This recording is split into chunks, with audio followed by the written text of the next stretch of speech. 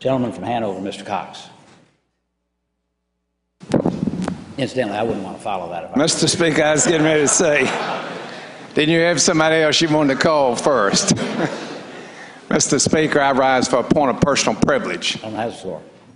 First of all, Mr. Speaker, I'd like to say just thank you to the Majority Leader for his kind comments and all of you that have contacted me about my decision to sort of retire.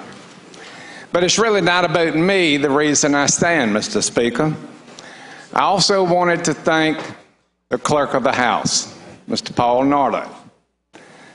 He is the one who gave me seat number 26.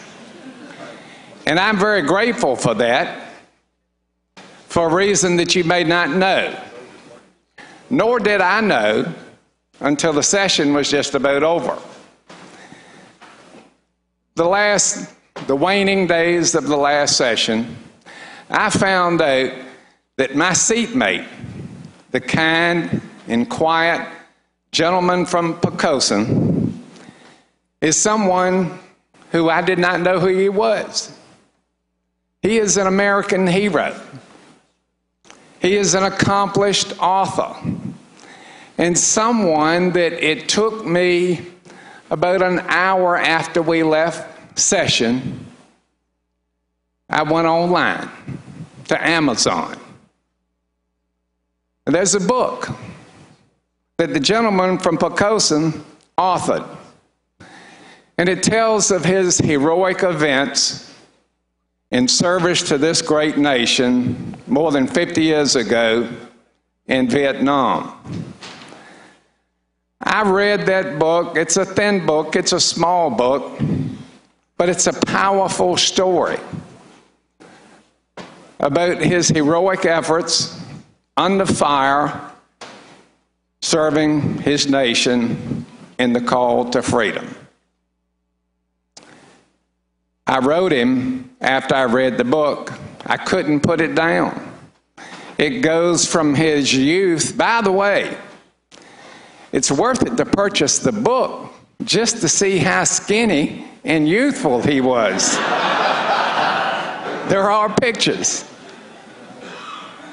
But after I read it, not only did I realize what a hero I was sitting beside, but the book is a genuine love story about his wife, Joy, how she stood behind him as a young man after he got out of Vietnam, after he was healed, went back out in the community. He continued to serve in many varying roles. So I just want to encourage all of my colleagues to go to Amazon, purchase this book. Learn something about your colleague. It's a spiritual book, The Day That God Showed Up. Now, I brought this book in today selfishly. I did want to honor my colleague from Poquoson, but I also want him to autograph it because I know it's going to be worth a lot of money one day. So, Mr. Speaker,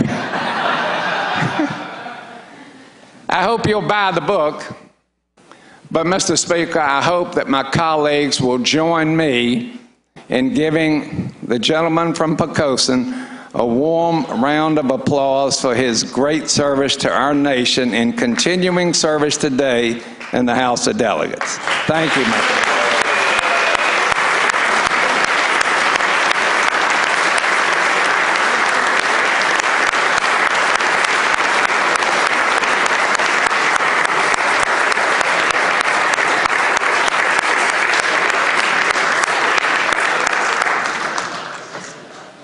A wonderful tribute. I'll bet you you're going to be leading the sales for this coming week. And